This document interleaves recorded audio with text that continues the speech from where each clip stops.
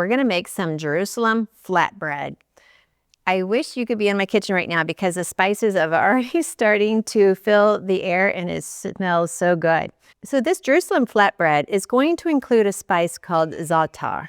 I may not be saying it right, and we have a lot of followers in Israel, so go ahead and correct me if I said it wrong.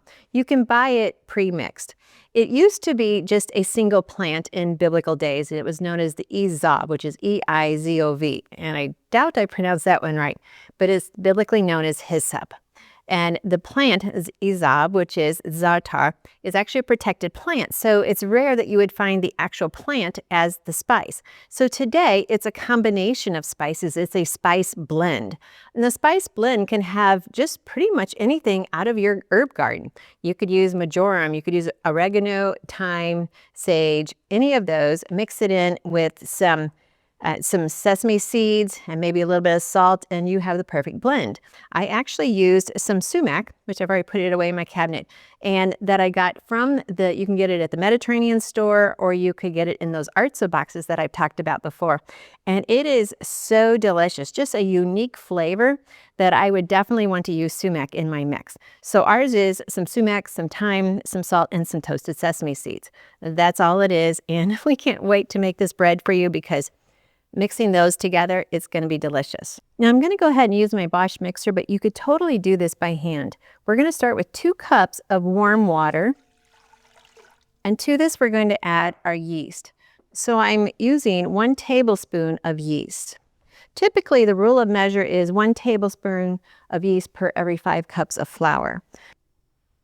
Now I went ahead and let the yeast and the warm water just sit for 10 minutes, and that's going to activate the yeast. Now we're going to go ahead and add 5 cups of flour.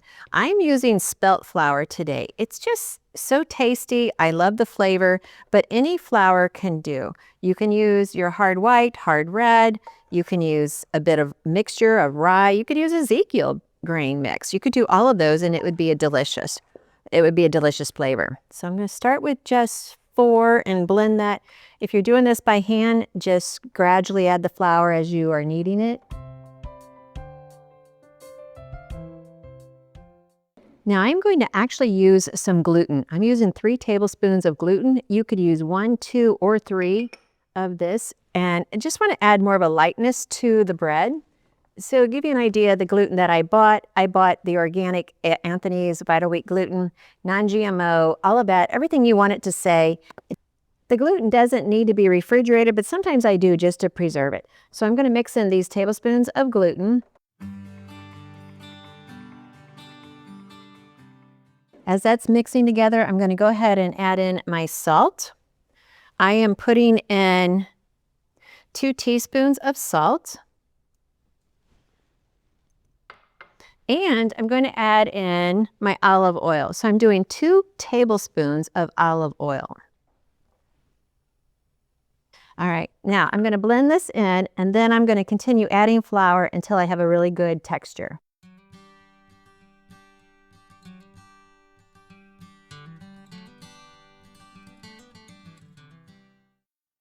Now because I'm using the Bosch mixer, I'm going to go ahead and let the Bosch do the kneading. If you're doing this by hand, you probably are going to be kneading it about 5 to 7 minutes so that we can get the stretchiness, the gluten developed, and so we have very light, fluffy bread.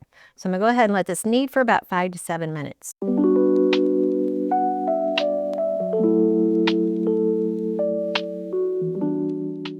All right, so we have kneaded this for about 5-7 minutes. We actually stopped at 5 because to check the dough, it was perfect. So I did not go ahead and go the full 7 minutes. And let me show you this dough. Oh, you just know it's right when it feels right. And this definitely feels really good. We're going to put it in this glass bowl that I have coated with some olive oil. But let me just show you what good dough feels like. It just stretches and it creates what's called window panes. And so we have this, just stretching. You can just feel it. It's just like the best.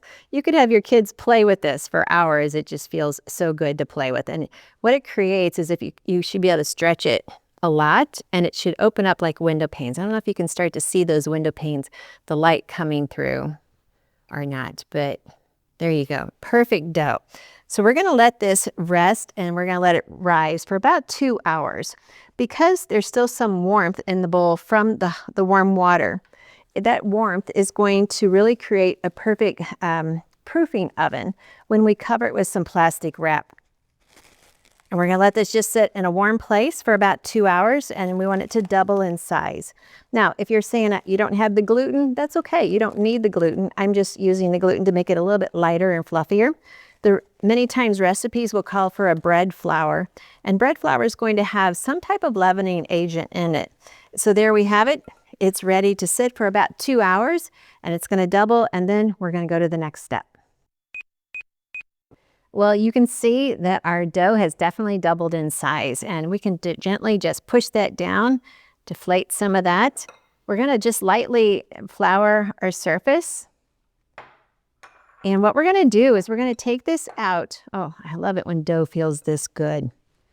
Yes, and when you can poke your fingers in it, you know you have really good dough. So what we're going to do is just put this out a little bit on our floured surface. We're going to divide it into 6 pieces and then roll it out. I'm just going to go ahead and cut it in half and then just cut that into thirds. So we will end up with pretty much 6 pita breads. Make this a little bit more even. Okay. So I'm just going to work with one at a time. Now you can just do this with your hands. You could just make a nice circle with it. You could use a rolling pin. It's actually kind of fun just to do it with your hands. Just press it out into a nice circle. I seem to be having more of a rectangle than a circle. I may just go with a rectangle on this one. Now, what we're going to do is we have our olive oil and we have our za'atar. We're going to mix the two and make a wet mixture. And then we're going to paint this on our bread. There we go. So we're just going to paint that on our bread. Oh, wow. I just can't get over the smell of this. It smells so good, the seasoning. Now I have the oven preheated to 500, and I also preheated the oven with my trays in the oven. So my tray is hot. You could go ahead and put a light coating of olive oil on here to keep your bread from sticking, or you could use parchment paper. Either one would be really good. So I'm gonna pick this up and set it on my hot baking tray. And then I'm gonna go ahead and do the next one. Again, I can just do it with my hands. I could do it with a rolling pin, whatever works. See if I can get this into a little bit better of a circle. Struggling with cravings, fatigue, or confusion about your health? You're not alone. But you don't have to stay stuck. Get the free Bible Health ebook and discover 7 powerful steps to real, lasting transformation God's way. Break emotional eating. Learn what truly satisfies.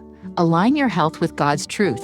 This is your breakthrough. Get your free Bible Health ebook now on the website, thebiblicalnutritionist.com. It's time to take the first step toward vibrant health, both physically and spiritually. I can tell these are going to be so good just by the feeling of the bread. Now you could also top this with some fresh mint. You could top it with some feta cheese, and we're going to definitely do the feta cheese today. There's 2. All right, so you get the idea. Pretty quick work. And these are only going to bake 4 to 8 minutes. You really want to keep an eye on the oven and on your bread. You don't want it to overbake. 500 is very hot, so we really need to keep an eye on our bread. And sometimes the bread can dry out while it's waiting for its turn, so you can put the plastic wrap over it just to keep it nice and moist. This one's starting to get a little bit dried out already. This had a little bit more dough, so it's going to be a little bit bigger circle. You could use this as a pizza crust. You could use it as a sandwich wrap, a pita pocket. You could fold it over, make it into a pocket. You could do so much with this bread. Just be creative and go ahead and get this tray in the oven. So before I do, I'm going to go ahead and just sprinkle it with some feta cheese. Well, here we have our bread. It is still bubbling on top with the spices. Oh, it smells so heavenly. It's just good to enjoy bread that you know is being enjoyed in Israel or in the Middle East and realize, we can eat this bread. We can enjoy this bread. We could put hummus on it. We could make it a pizza. We could do so much with it. And at the same time, realizing this is a Jerusalem flatbread, we can also pray for the people in Jerusalem. We can pray for Israel. And we can pray for whatever country you're in and how God is at work and how he wants you to be at work as well. So I hope you totally, these are really hot, enjoy this bread. So cooking it at 500 for 48 minutes, you need to keep an eye on the oven and on your bread pretty often. We started keeping an eye at 4 minutes, and then every minute after that, we kept an eye on it. Oh, smells heavenly. Oh, can't wait to enjoy this for dinner tonight. So thank you for letting me share with you God's recipe for excellent health. And I can't wait to read your comments about this Jerusalem flatbread. So thanks for watching. Struggling with cravings, fatigue, or confusion about your health? You're not alone. But you don't have to stay stuck. Get the free Bible Health ebook and discover 7 powerful steps to real, lasting transformation God's way. Break emotional eating. Learn what truly satisfies. Align your health with God's truth. This is your breakthrough. Get your free Bible Health ebook now on the website, thebiblicalnutritionist.com. It's time to take the first step toward vibrant health, both physically and spiritually. Are you ready to have more fun in life and not be plagued with sickness and tiredness? At the Reclaim Retreat, we see transformations happen as soon as you arrive at this anointed place, a sacred space where God is at work and you can truly rest in His presence. Join a community of like-minded individuals ready to reclaim their health, their joy, and their God-given purpose. Come be refreshed, be renewed, be transformed. Spots are limited. Save yours today. Register now at biblicalwellnessretreat.com and reclaim what God has already promised you.